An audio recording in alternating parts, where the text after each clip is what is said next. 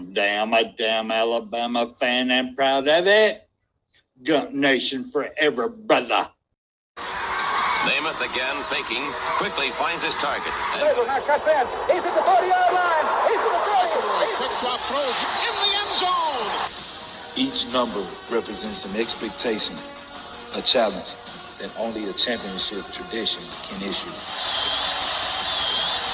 Pressure. Anders hits him. The ball is loose.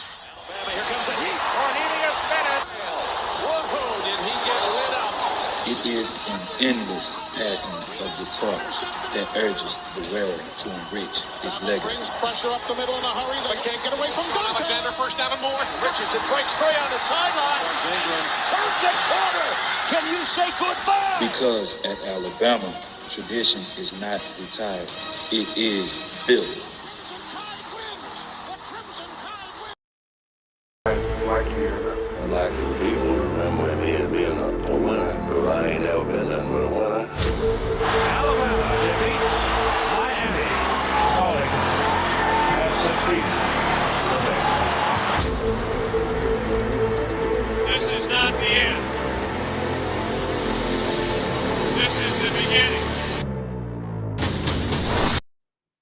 Roll Tide family, Roll Tide to everybody up in here. Thank y'all so much for being up in here. In case y'all missed it, we are Bam Down, a damn Alabama family, and proud of it. Gump Nation forever, brothers and sisters. Thank y'all for being up in here. Appreciate y'all. And if y'all fence riders want to jump on over here to our side, kind of get up on the wagon, you're more than welcome. But if you don't, you're still welcome. A lot of love. We do appreciate y'all. Before we get up in here, let me go ahead and bring on the brother, Mr. A.T. himself, Alabama Tide. Come on down, Deuce. It doesn't just roll out great players. He and his staff develop them. It's all about the process.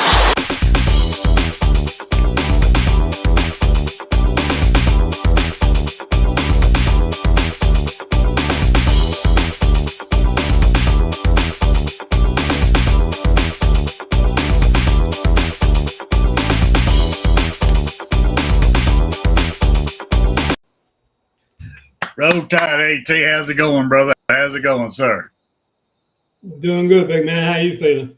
Doing great, man. Doing great. We got a title of the show now. Let's put a bow on Mercer, Oklahoma. You next, brother. Y'all next. So what would you like to start off talking about the show tonight?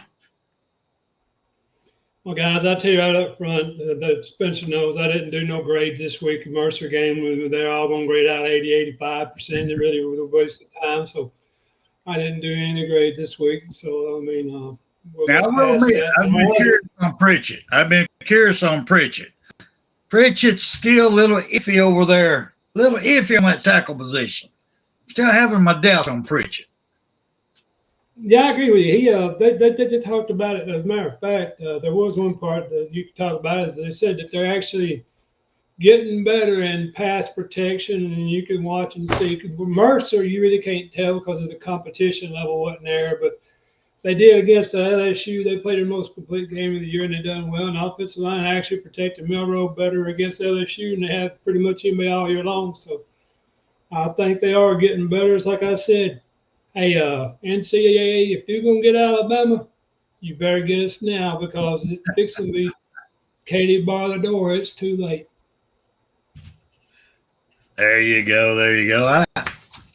Anything you would like to talk about in particular about that Mercer game? Let's put a bow on it before we move on. Anything you like to talk about?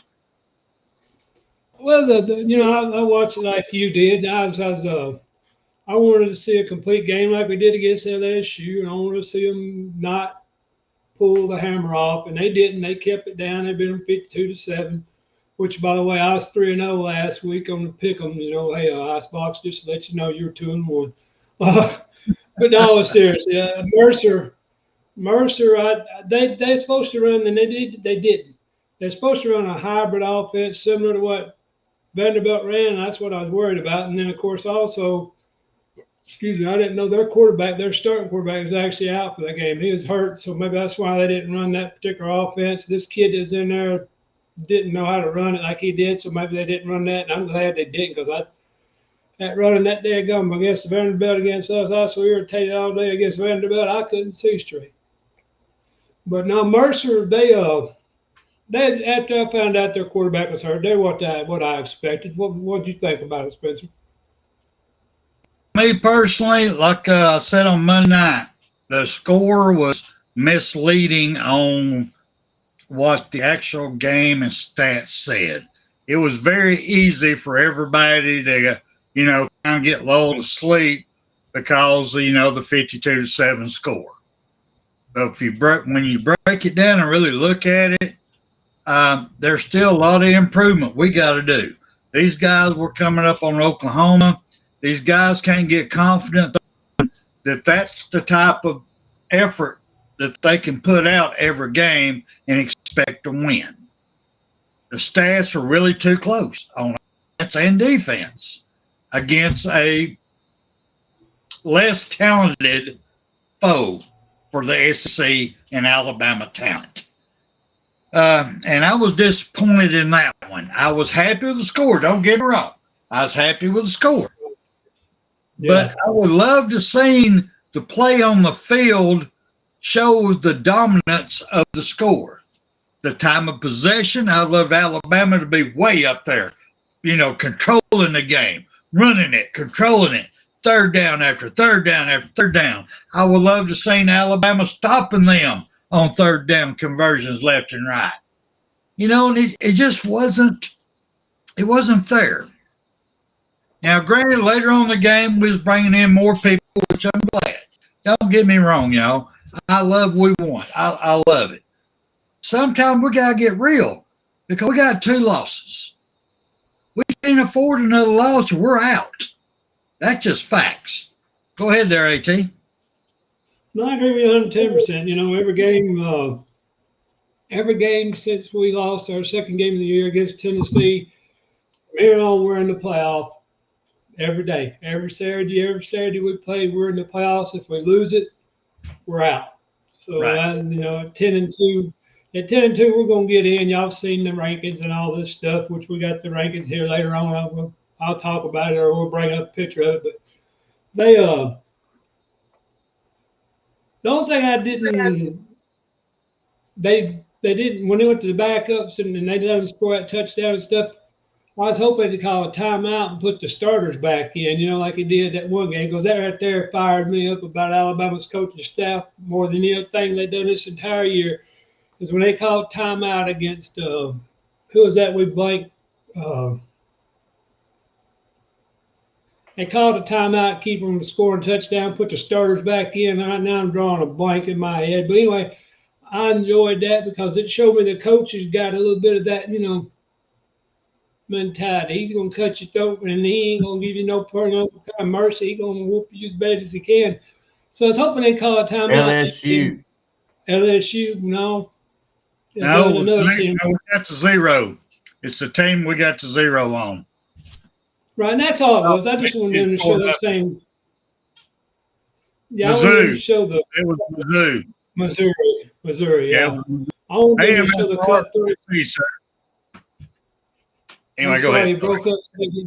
That's okay. No, that's what I said. LS Mizzou. Okay, all right. He been drinking again. Something wrong. I don't think it's drinking. I think it's paper. Getting that paper buzz.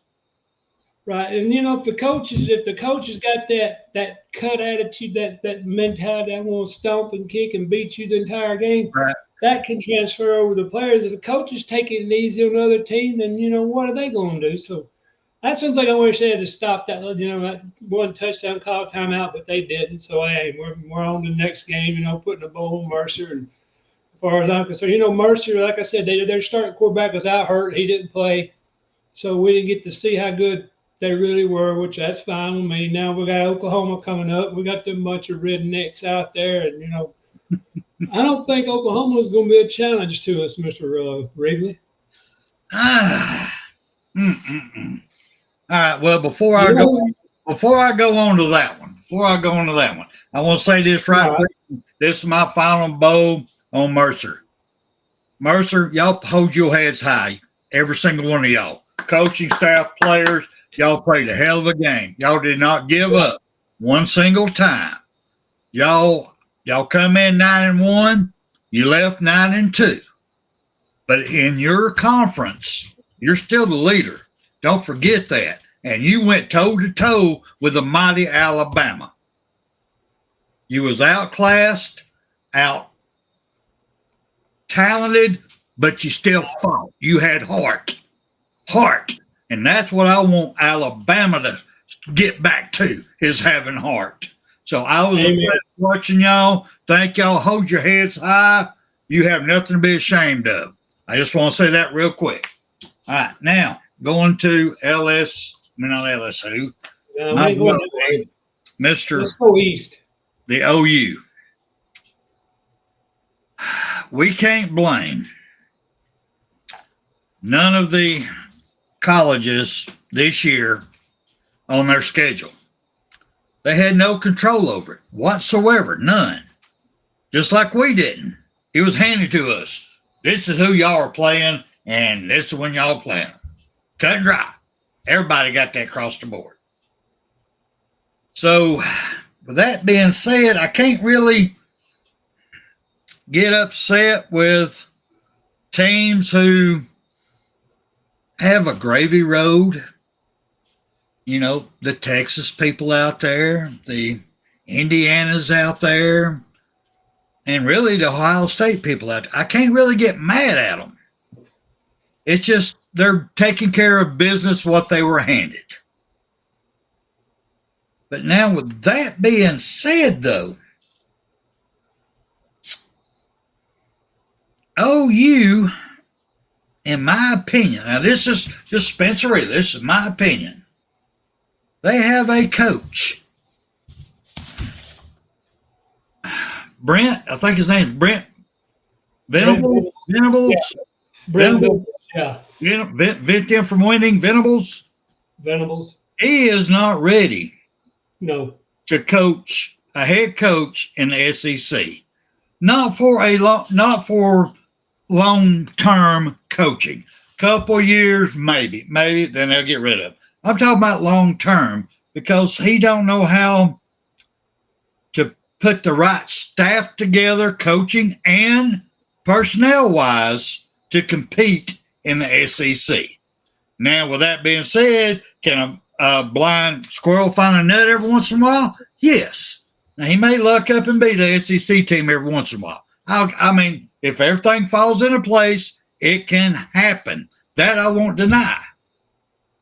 But this OU head coach, he's took on the attitude, the mentality of his mentor, which I understand that. His mentor was Dabo Swinney of Clemson. That's his mentor. I want to make this statement before I turn it over to you. This is what Brent Venables, Coach Venables, said. Quote, if you're visiting other schools, then to me, you're not committed. Word. So he's telling his people right there that he don't want you shopping yourself out. No coach does, but you can't knock them for doing it. You can't blame them for doing it. And that attitude's going to keep you from getting good people. Yeah. Go ahead, bro. Go ahead. I mean, I just had to put that out there right quick. Go ahead. No, that's word for word, verbatim. You look it up, VERBATIM over the end of the I. Verbatim what Dabo does. This day and time, if you want to be an NCAA championship team, you better get your ass in the portal sometimes. When you have a player leave, Alabama did this week, Keanu Colt, you traitorous bastard, don't ever try to come back in, get the hell out of here and stay gone. I'm done with you. Colt left. Yeah, so when you buy players like that leave during the midseason, I ain't getting enough playing time. I ain't getting enough this. I don't like that. You know, that bunch of crying shit. So, Mr. Venables, you got to get in the transfer portal, but Dabo Swinney said he does not go in the transfer portal because of the fact that he wants players that have loyalty out of high school and play for him, and he wants to do it, and that'd be great. And if NIL didn't exist and transfer portal didn't exist, that would be fine. And guess what? It does. NIL will lose. We lost 3 players this week on account of NIL money so far. We gained one from Michigan, Ivan Taylor, the defensive back, but we lost 3. And I think all 3 of them were 5 stars. Caleb Cunningham was one of them. But anyway, so Dabo says he does not go in the portal. He ain't going to use the portal. Venable said what you just said. I mean, I'm going to verbatim what he said. And you can't do that. This day and time, you got to use that transfer portal. And that's another thing I'm going to bring up later on as we get into this further on about they got to get guardrails up. This damn transfer portal's got to have some kind of something where you can't, like right now, like that kid's getting a transfer for Alabama, Kenny Coat. I can't say his name. Koht is his last name is Coat. But I'm just saying, he's going to transfer portal. What is it? This what we're 7-2, and that he's leaving during the season. My deal is this, they got to put something up there to stop that. Now he's leaving because he's getting playing times, what he's saying, and all this other bunch of bullshit. But anyway, so that's a whole different animal. What you was asking me, Mr. Spencer, and No, that's okay. No, on him, you are correct. But you got to keep in mind too, he was suspended. Yeah.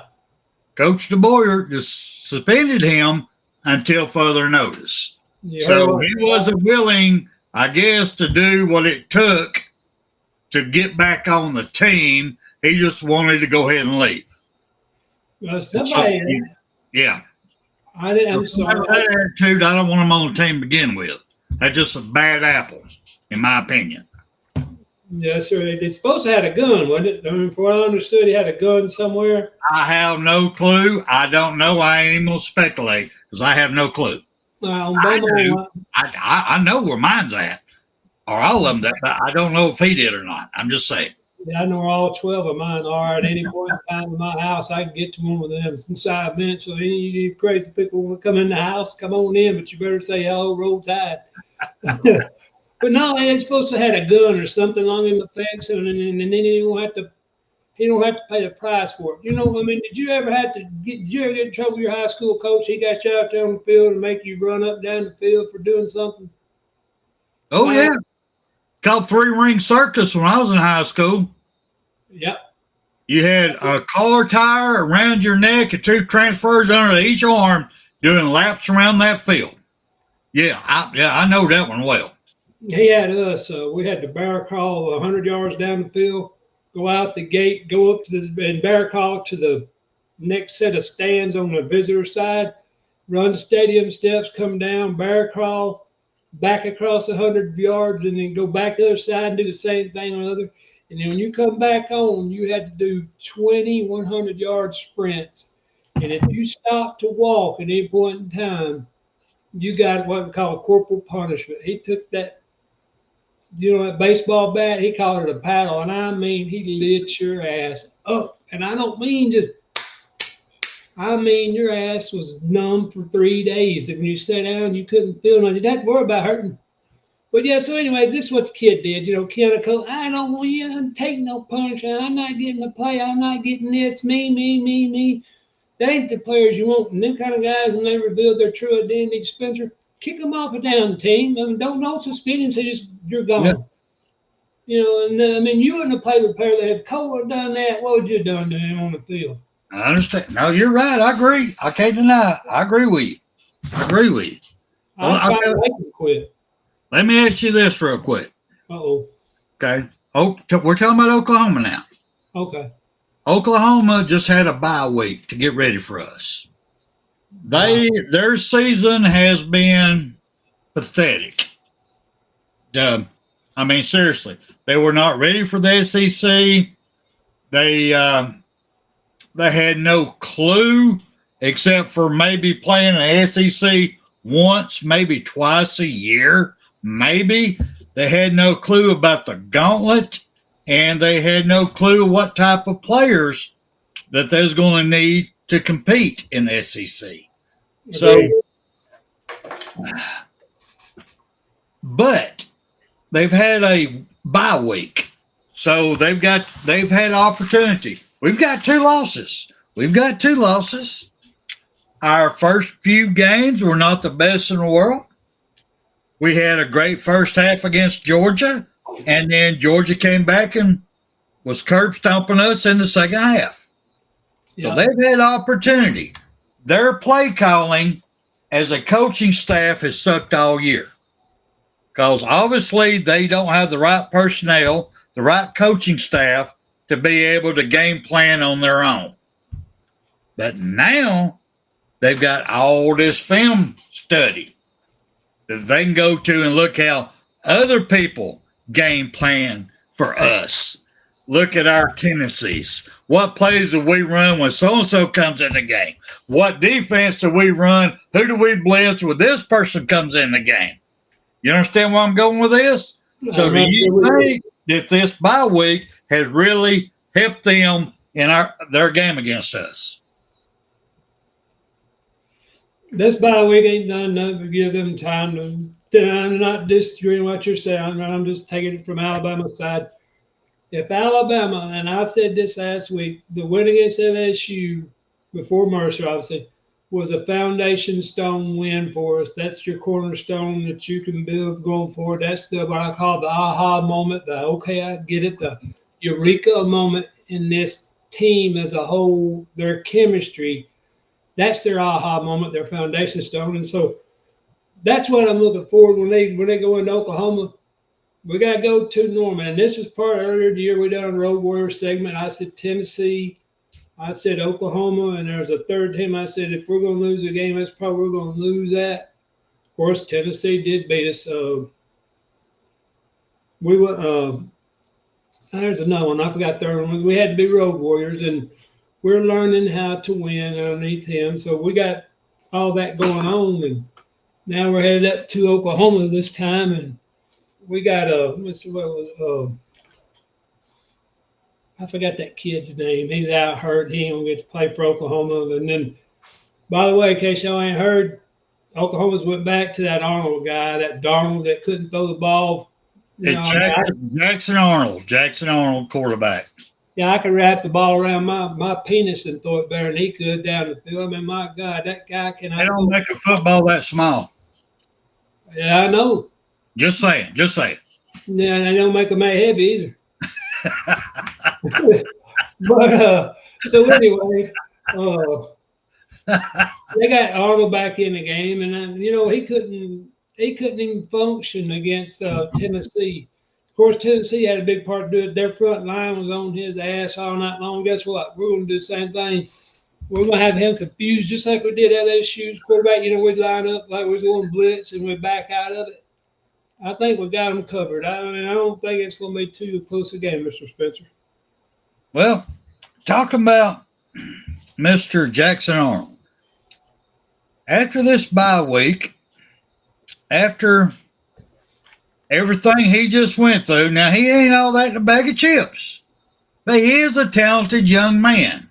He's a young man who loves the game of football, and, he learns from his mistakes.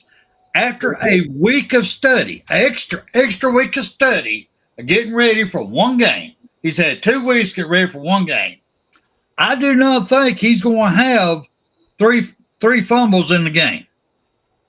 I really think they're going to teach the boy how to carry the football, carry the rock, as we call it. I don't think he's going to have that. So if we go in the game with the mentality, we don't have to push. We don't have to rush. We don't have to put pressure because they're going to screw up. We're going in with the wrong mentality.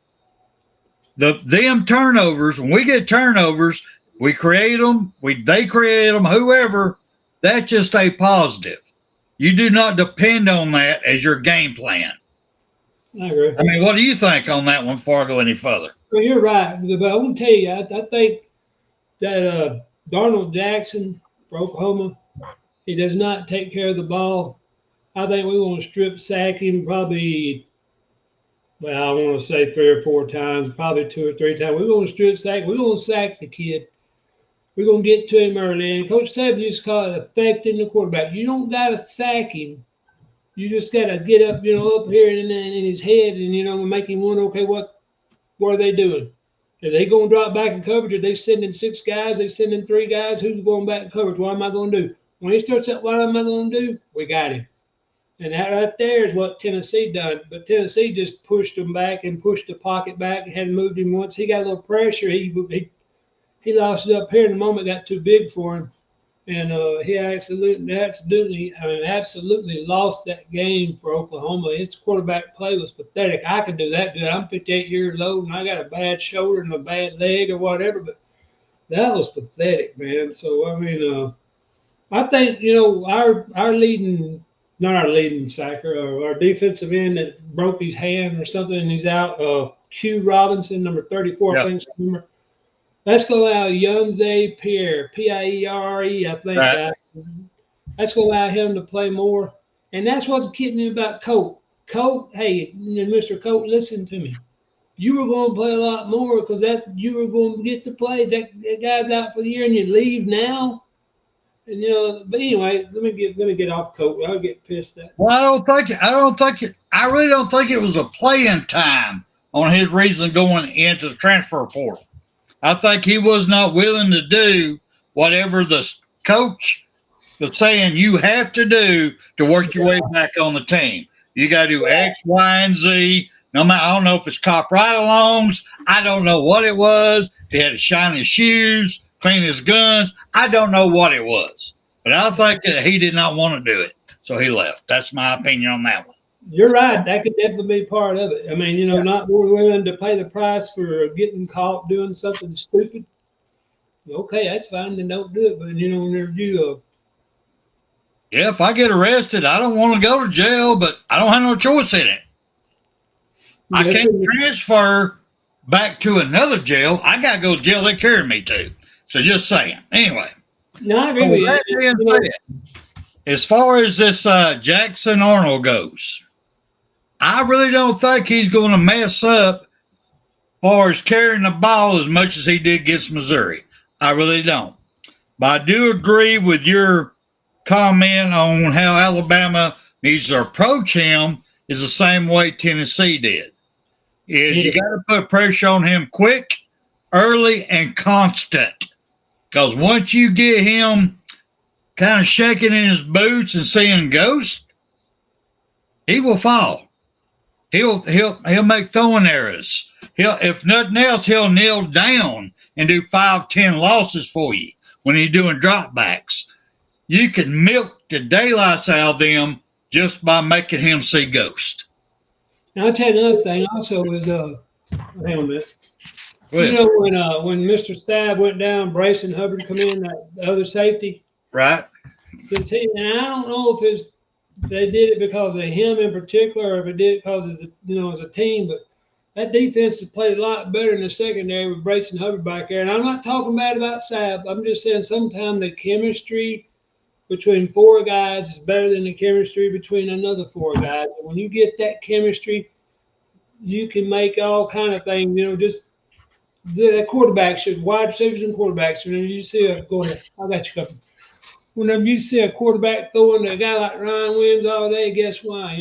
Guys, he's got chemistry, Mr. Jeff Stapleton, and if you see him throwing to a tight end, Mr. Dupree, George Lambert, all the time, he's got chemistry. Okay, well, this kid, Sab, he's a pretty good ball player, but Bryson Hubbard, and I'm going to try to make this sound right to you.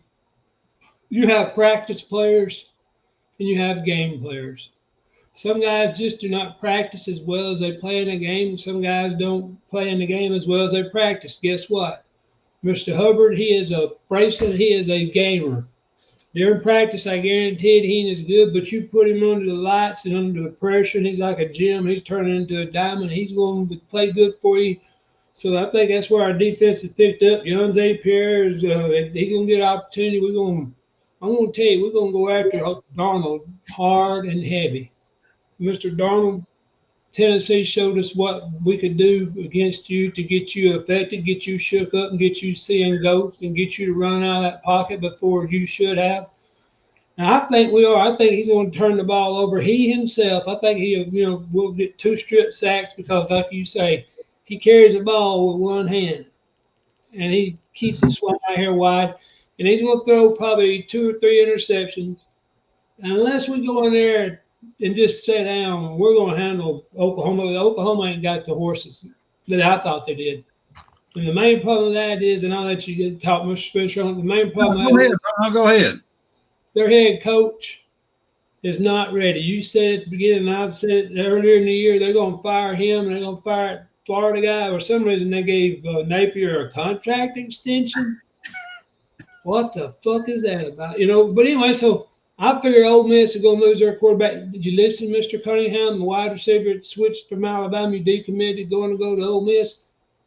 Listen to me.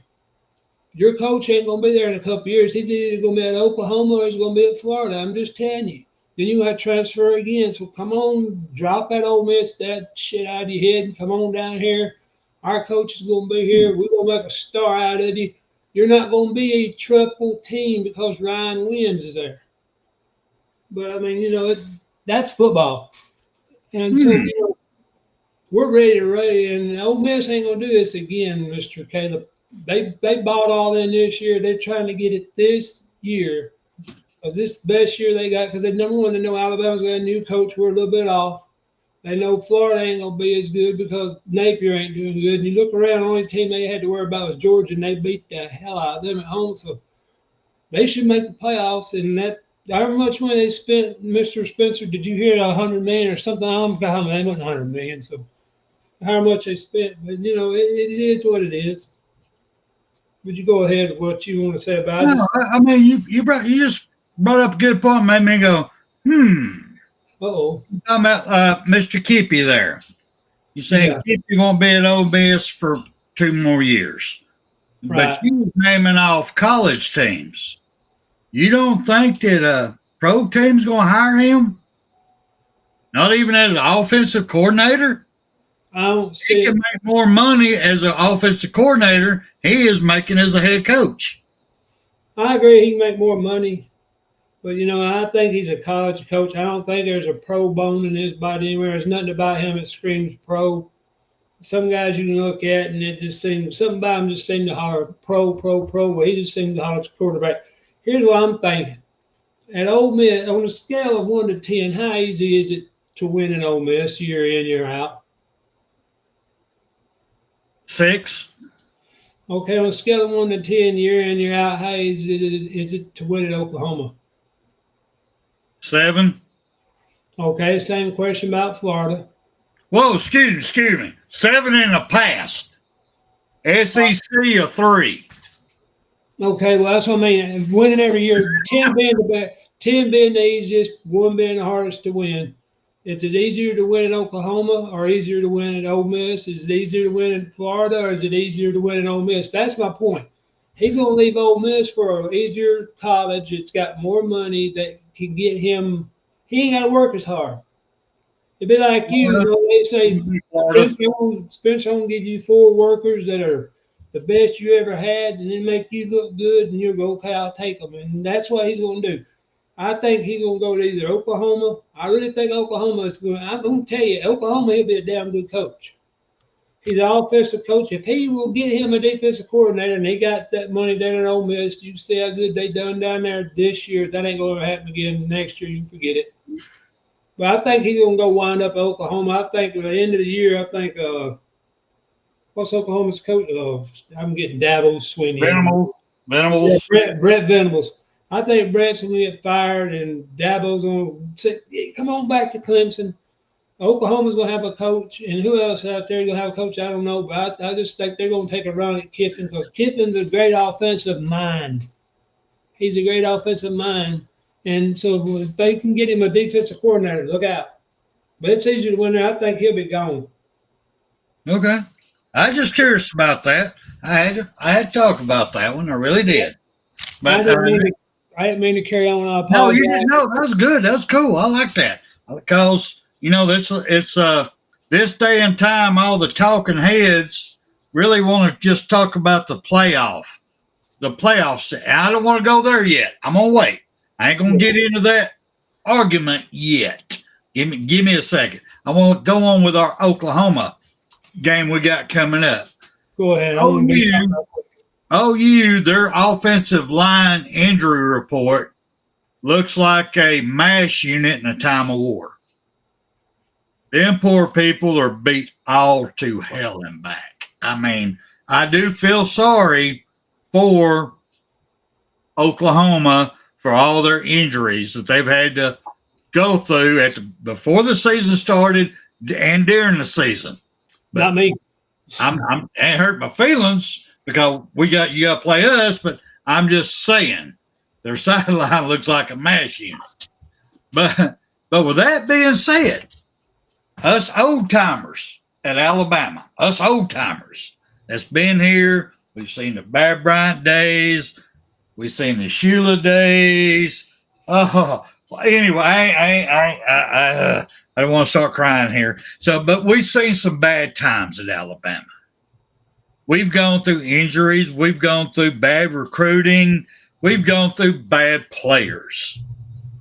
But every once in a while, we've seen coaches who, by some miracle, some fairy dust or something, sprinkled it out on these replacement players that they just jailed. I mean, they just hit it. I mean, each one of them felt they complemented each other. One's weakness was the other one's strength. The other one's strength was somebody else's weakness. They kind of jailed.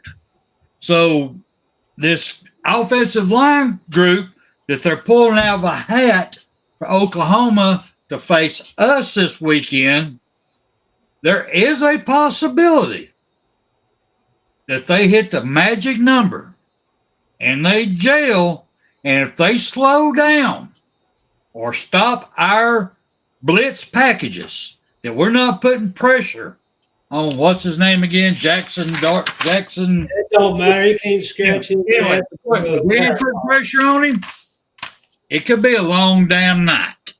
Just saying, it does happen. Go ahead. It can happen, but he ain't worth a damn. I think what happened to him up here, he is mentally shot, and I think they put him out there too soon. He should have been on the sideline doing something else with somebody else, because I think he got shot up here, and I think he's over with. It's like they're getting the pros, they're getting the deep end too quick. I just don't. We should beat Oklahoma by 30. And here's what I'm telling you guys: the schedule. When you play an SEC schedule for all this time, and one game at a time, like when you first play somebody in the SEC, you might be able to play them for the first game. You play Tennessee, and you might play with them for a little while, and then you play Georgia, you play with them for a little less, and you play Alabama a little less. As you go look through that strength of that schedule, of that hell that you got to go through called the SEC, when you do that, you start wearing down, tearing down. I think that's what's happened to Oklahoma. I think they've given up, and I think they've actually quit on Venables. Just like I think the Louisiana State has quit on their coach. That's another guy. Next year, he's going to start out on a real warm seat. I'm not saying they're going to fire him, but if he goes 9-3 next year, the following year he will be on a firing seat if he don't get in there and get in the championship playoffs. I'm serious. LSU ain't got it. Whatever it is they do, I'm off the point, but LSU does not have what it takes. Oklahoma does not have what it takes. I'm talking about these coaches that's going to be in trouble now. Oklahoma, LSU, Florida. Auburn ain't nothing. You can forget it. Auburn, you ain't going to be much better than 8-4 with this guy that you got now. You can think what you want. But so we're going to annihilate Oklahoma, and we're going to take care of business. But go ahead. What you was going to say, Doug? No, I was going to bring up on my closing statements on the Oklahoma game coming up. They've had a full extra week to prepare for us. They have. They, like I said earlier, their coaching staff has no clue right now how to scheme and coach in the SEC. But this extra week has gave them time to learn from other coaches, other games. So I'm just saying that that's a major help to them. But for me, what I want to see in this game is what Alabama did this week. I hope Alabama did a lot of self-scouting, knowing that Oklahoma, their coaches are just grasping at straws trying to find out and recreate what worked other teams did, the other schemes that other teams did against us that worked. Write them down, write them down, write them down, teach. Their players will do the same thing.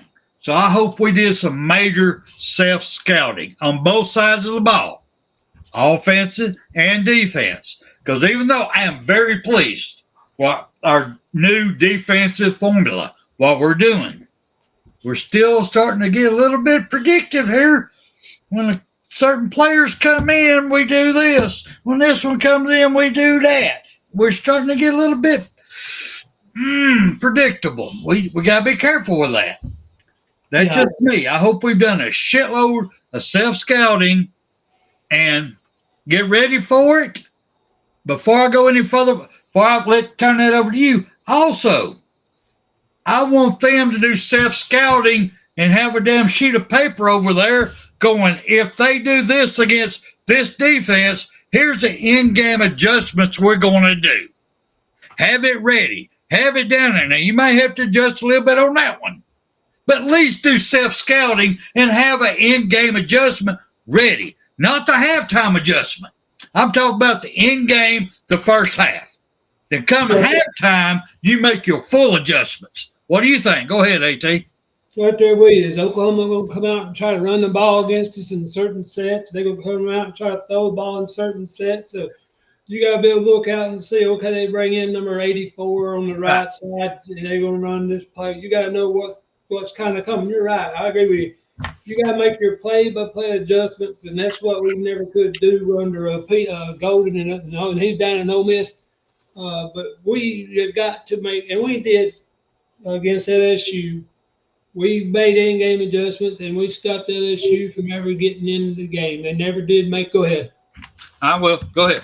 They never did make it into what I consider their winning way of football. You know, we played 4 quarters, and they played a half a quarter maybe. You know, I mean, we shut them down, shut them out, kicked them in, kicked them out, and we made them go home and say we lost. And I want to tell you, against Oklahoma, at Oklahoma, as long as the guys, the first-year starters, do not get up here in their head, you get out there and let it loose. Play football like you know to. Don't, act like you're at Alabama. You're home, and them fans are yelling and screaming. In your mind, say that's Alabama fans hollering for us, and don't let it get up here in your head like it did against Tennessee. Like I said, when you play in a hostile environment, you've got to be able to handle it and not get nervous. The first thing you do is get nervous, you're in trouble. The game's going to be a long way out of your reach.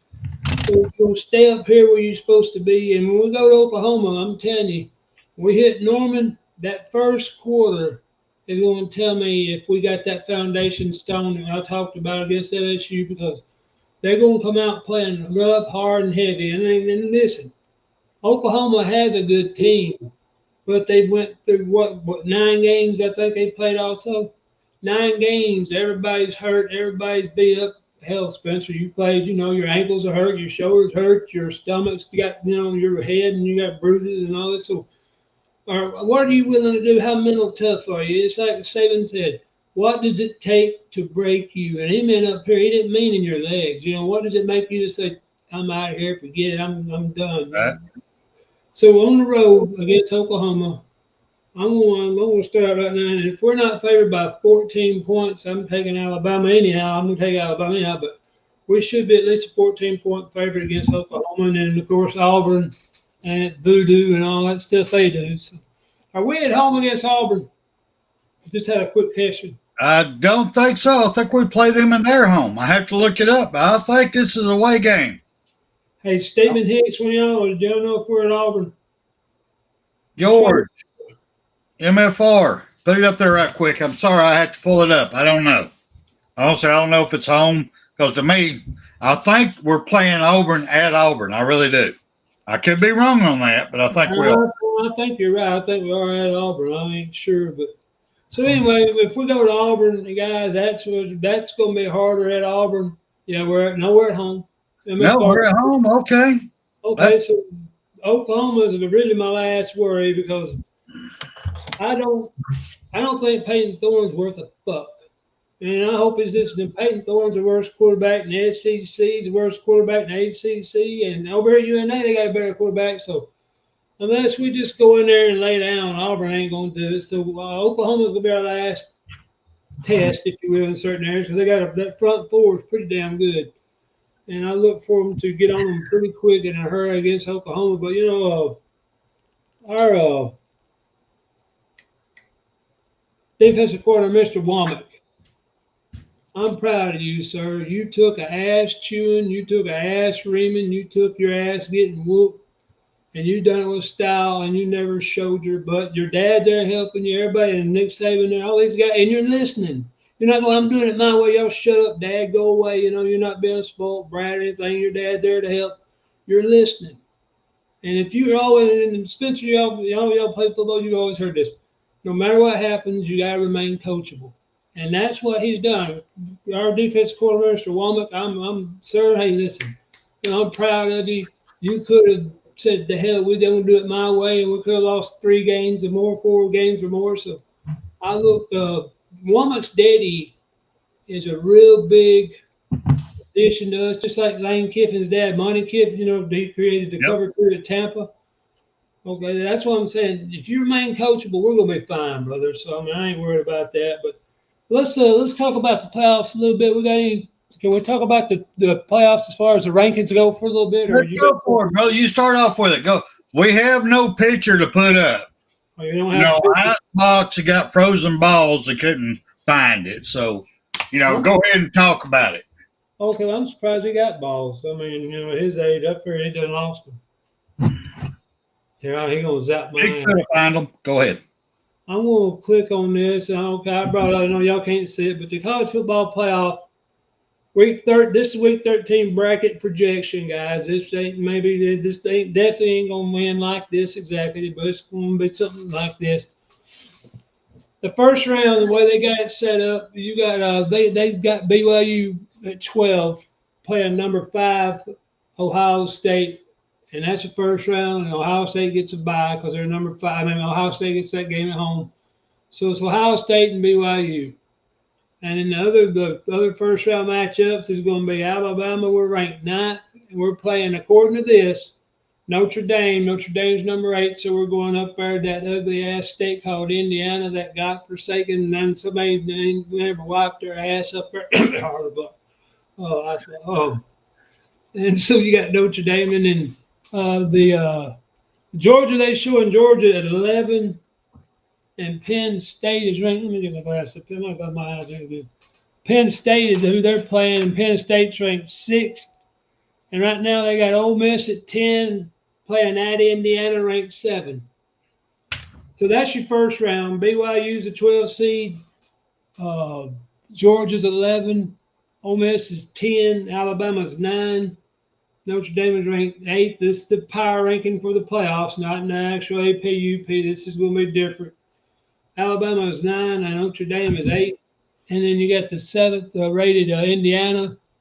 And again, you got 6 Penn State and 5 Ohio State. So the winners will go on to play. And get this, and here's where it really hurts me, and I can't stand it. The 2 worst teams in the playoff are getting buys. Boise State was winning the Pac-1. So they're ranked 4th. They get a home game. And then they get the bye, excuse me. And then Oregon, that's fine. Oregon ranked number 1. They get the first round bye. Miami, that's another one. Miami gets a bye, and Texas at number 2 gets a bye. That's your 4 teams. Oregon 1, Texas 2, Miami 3, and Boise State 4. So that's your 12-team playoff. And so Boise State, guys, ranked 4th. Does anybody out there in this entire country, any one of y'all actually believe that Boise State is ranked 4th ahead of any of the SEC schools? And y'all think they should be there? I know, get this. I know they're They won their conference. The Pac won. They won their conference, so they get a home game. Excuse me, they get a bye, and then they play the. Hey, just so you know, you're showing a lot of stadium, but just letting you know. Yeah, let me back out of You're here. one eyeing a lot there. Let me back up here a minute, and I'll get this If straightened you out. put a patch over that eye, it'd be cool as hell. But I'm just saying. I apologize. I had that pulled up. So anyway, guys, okay. Thank you for doing that. Let me get back to this screen. Please. It's my fault, guys. Thank you for doing that. So anyway, so is anybody, Spencer? Do you believe Boise State's a fourth-ranked team? Should they be ranked ahead of any of these? Ohio State, Alabama, even Notre Dame, Georgia, Penn State, and Ole Miss. Does anybody out there think Boise State should be ranked ahead of them just because they won the Pac? They get a first round bye because they won their damn conference. Does anybody think Boise State's the fourth ranked fucking team in the country? Any of you? Is anybody that goddamn ignorant? Before I get started on my rant, I got to wait for you. But you asked me this question. Come on. Should they be fourth ranked? They took Tennessee out of this ranking. Tennessee. This was their second loss. They took Tennessee out. Tennessee would wipe the fucking field with Boise. Yeah. Vandy will beat Boise. Yeah. SMU of ACC would beat Boise. Yeah. All right, go ahead. I'm sorry. Before I get my rant, you go right ahead. I'm enjoying this. Like I said, this right here is what I want to get to the Boise State. And anybody pulled up? I'm sorry, hang on. And then y'all pulled up what the Pac-12 is, or who's in the Pac, whatever they call it. It used to be the Pac-12. But anybody pulled up what's in that conference? I know off the top of my head, you got Boise State, you got Fresno State, and you got of course Washington State's still there for now. And I forgot the other teams. They're all like Boise State, Fresno State, and there's another. Not San Jose State, but the Pac-12 is a fucking joke. I'm sorry. That's the worst conference. They should not be in the Power 5. They should be. Everybody knows it's called the Power 4 now. But so you got Boise State, and they're in there. Okay, nobody believes that. So who's next? Let's see. We got Miami.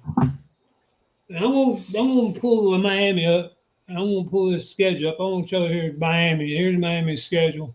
Don't be jerking Miami off. Sir? You said you're going to pull up Miami. Don't be jerking Miami off. Okay. Let me get this straightened back up. So anyway, Miami and their schedule. Have y'all looked at Miami's schedule? No. My God. I mean, they started off at Florida, and of course they beat Florida 41-17. And that's back when Florida still ain't worth a damn. They still ain't worth that. And their second game is Florida A&M. They've won it 56-9. Then they're at Ball State. Then they're at South Florida. I know South Florida gave us a little bit of a fit, some stuff. I know it. They beat them about the same, 50-15. And here's the first team they played. 1, 2, 3, 4. The fifth game here, they played a team of the Pulse named Virginia Tech. 5 games before they played a team of the Pulse. They beat Virginia Tech 38-34. Virginia Tech's the 6-4, 7-3 kind of team. Then they played the Big Cal Bears. I mean, my Lord, California Bears, and they beat them 39-38, guys. 1 point. Okay, and then the following next week after that, the other team they played with the Pulse was Louisville. They beat Louisville 52-45, and I think Louisville's starting quarterback was hurt for that game. Their backup, I think, might have played some. And then they played Florida State. Florida State, that's a real tough team this year. What are them bastards? 1-8. So they beat Florida State 36-14. Then they played Duke. Duke had a heartbeat, but they beat them 53-31. Then they finally play a team that's got a real winning record. That's Georgia Tech. And Georgia Tech beat them 28-23. I know you play close games. As long as you win every game by 1 point in the year, you're going to be national champs, and I get that. But This is their schedule. And in the remaining schedule, they got Wake, fracking Forest, and Syracuse. UNA would go undefeated. Let's go back over it one more time. Florida, Florida A&M, Ball State, South Florida, Virginia Tech, California, Louisville, Florida State, Duke, Georgia Tech, Wake Forest, and Syracuse. Now, then y'all out there think that what's going to happen? They're going to win their conference, and they're going to be able to get in the playoffs. Hang on a minute. I'm sorry, I apologize. I ain't got this, guys. I'm still getting used to my camera stuff. Anybody out there believe Miami should be ranked in the top 10? Maybe 11 or 12, but they don't. I mean, they're going to win their conference. And again, that's where these guardrails have got to go up for these damn playoffs. Just because you win the ACC, the SEC, the Big 12, Big 10, Big Dick, Little Dick, Thumb Dick, whatever, that don't mean you should be a top 14 just because you won their conference. You know, Mr. Spencer, what do you think, about Miami? I mean, what's your thoughts on them? Well, first of all, as far as Miami goes, I'm impressed that they've done as good as they have. It's about damn time. I mean, they have been dumping millions and millions in the NIL and transfer portal. I am glad they're even in the discussion over there. But to me, they still ain't shit yet. They still got ways to go. Now, that's the Miami part of it. But now let me go into what you're talking about right now as far as where everybody stays in a playoff committee, where everybody's set. What do I think about this? What do I think about that? This is what I think about. It just don't damn matter. We got the rest of the season to play off. This is all can change. Alabama loses one damn game from here to the end. We're out. Anybody with a 6-2 record, 72 record, they got 2 losses, they lose one more game, they're fucking out. This is going to work its way out, y'all. This is going to break it down. It really is. It's going to break down. Be patient. I don't know why all these talking heads are wasting their fucking time on this shit. I really don't. Because it don't damn matter right now where everybody's at. We can discuss this at the end of the season. I got a whole damn dialogue and notes of shows I'm going to do after the season talking about how fucked up this is. It's on. It's going to be interesting. It is going to be great. Because they set up a system to fail. It's like the guy who has the job getting paid with a damn brass hammer that hit the top of a missile. If it don't explode, it's a failure. Well, what happens if it does explode? It is set up to fail. Yeah. Go ahead, AT. I'm sorry, bro. You got me off on one of my tangents. Go ahead. Hey, Icebox, did you see that statement by Mr. Chris Kemp? Mr. Kemp don't know me. He don't know what's going on. And I want to just tell you this, Mr. Kemp, it's none of your business, but I want to tell you this one time. I want you to understand, I'm not wired. I don't drink. I don't smoke. I don't do anything that would cause this, but there is something going on. It's none of your business. And I don't know if you're meaning to be hardwired, mean about it or mean-spirited about it some, but really. What? He put down on I'm wired to the gills. He's laughing his ass off, and I don't know if he knows what's wrong, and ain't none of his business. I think you might have took that the wrong way. I don't think he meant it that way. I don't think he meant it negative. I could be wrong. I don't think he meant it negative. That's why I'm not yelling and screaming. I'm just saying, if that's what he is, then I'm just letting him know I'm not, brother. But anyway, so we'll get back to this. Let me pull that back up. We were talking about it just don't damn matter. We got to play out. It's going to change. It's going to fix itself to the end. Then the decisions they make at the end, we got a whole damn offseason to talk about. Well, you better hope it does, because I'm telling you now, if I'm going to be a pissed off individual.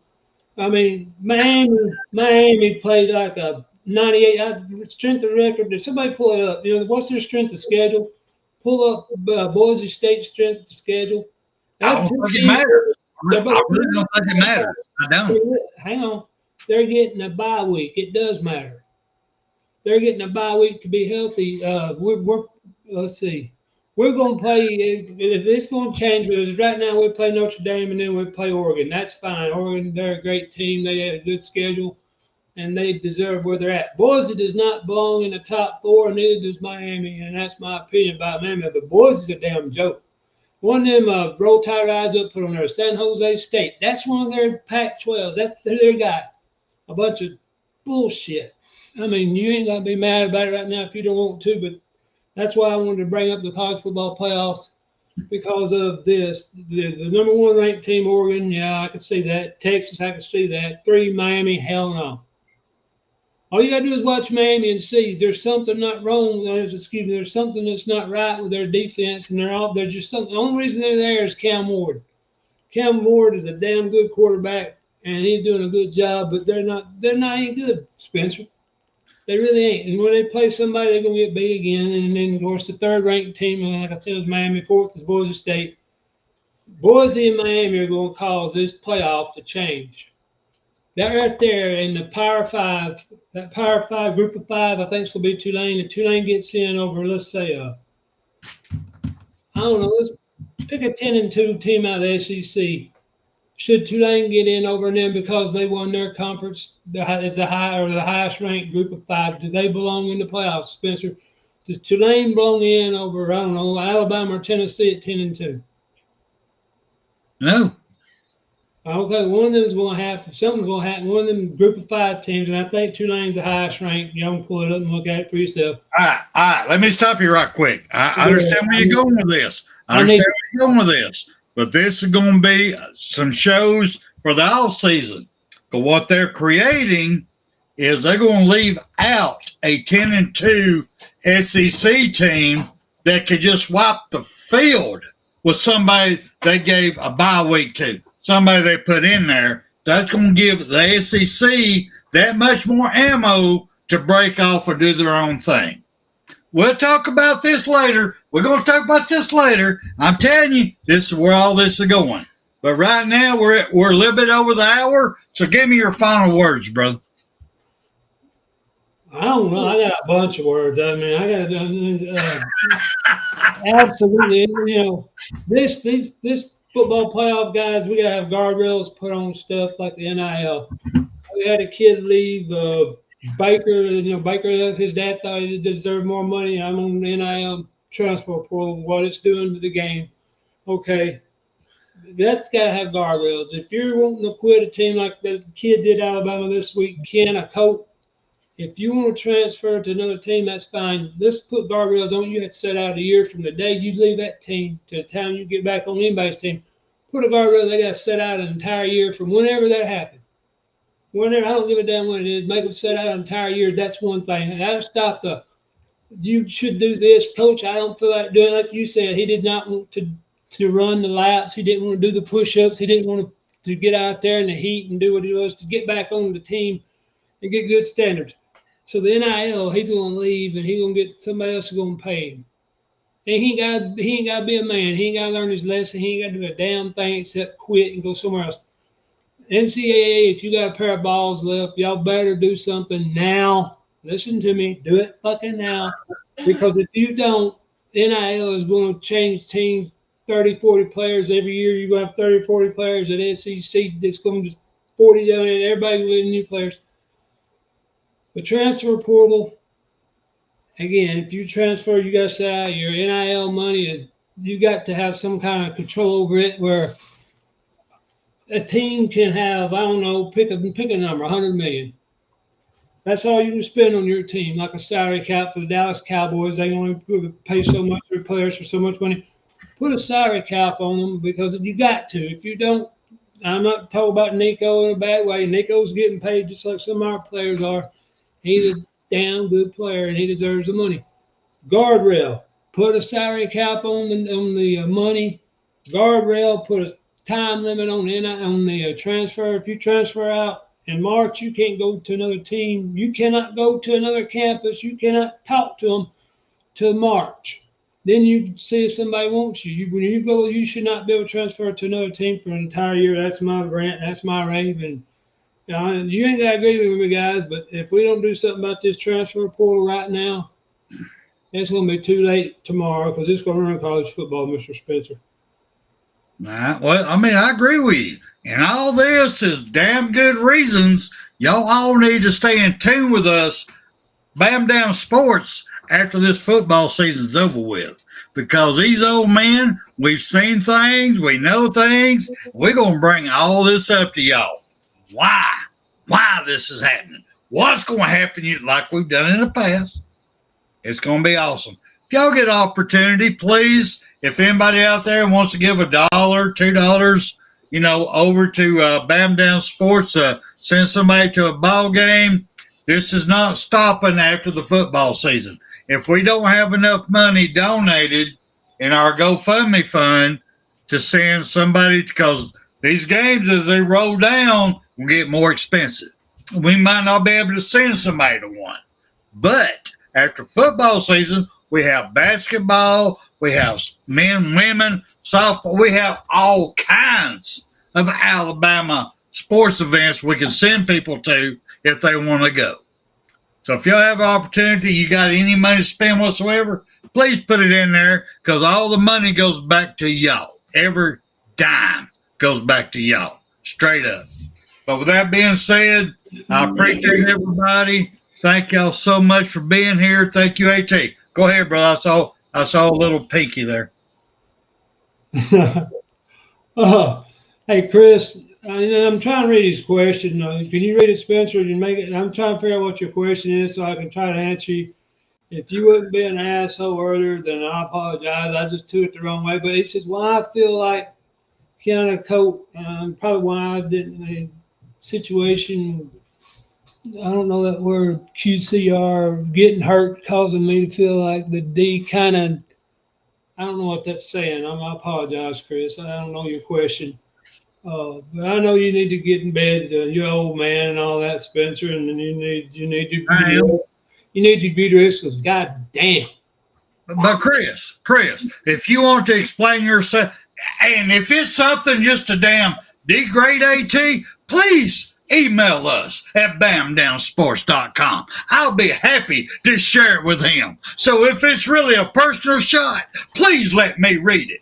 bamdownsports@gmail.com. Send it, brother. We will share it everywhere.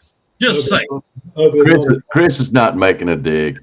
What he's saying is that Canoe, whatever his name situation with it, I guess he got hurt, causes me to feel like the D is going to need some depth at some point. So he must have been for the defense, and I guess him transferring is what he was getting at. Q-Rob. Once he's seen what you was talking about, AT, he doesn't mean to offend you. I gathered that a while ago. He said so. Well, you look like a psycho fucker. I wouldn't want to piss you off either. I tell you, I fucked some psychos in the past. I knew that was eating on you just a little bit, but no, I would come in here and take up for you if somebody really was doing that. Again, listen, Mr. Kemp, I apologize to you. And like I said, that guy over here, that's over here to that guy, that's an ugly motherfucker. And he don't know his east from his west either, Chris. So I don't. I really don't. I really, truly don't. All right, please take us out of here. Please take us out here with the Mighty Bear Bryant. Thank you, AT. Had a good time, brother. Thank you. Get your ugly ass off my screen. You've got to be better in all three areas of life, which of course are spiritual, mental, and physical. You must be able to discipline yourself. If you don't learn but one thing out of football, it'll be worthwhile. There's certain sacrifices that you will have to make. There are going to be many sacrifices you have to make in later life. To fight. Oh, I don't mean fist fight. I mean to get up and come back and get up and come back and get up and come back again after you've been knocked down. And that could happen to you in later life. But if it does, you're going to know how to handle it. There's no one that ever has or ever will accomplish anything alone. I've read about self-made men. That's Tommy rot, as far as I'm concerned. I don't even know how to define intangibles. And I know that if you learn these lessons, you'll have it. And if you have it, you'll win, and you'll be better prepared in those 3 areas of life that we've been talking about. That there are going to be times for everyone that you're going to get discouraged. But if you never lose sight of your objective and never give up on yourself, if we do that as a team, 11 at the time, 4 years from now, why,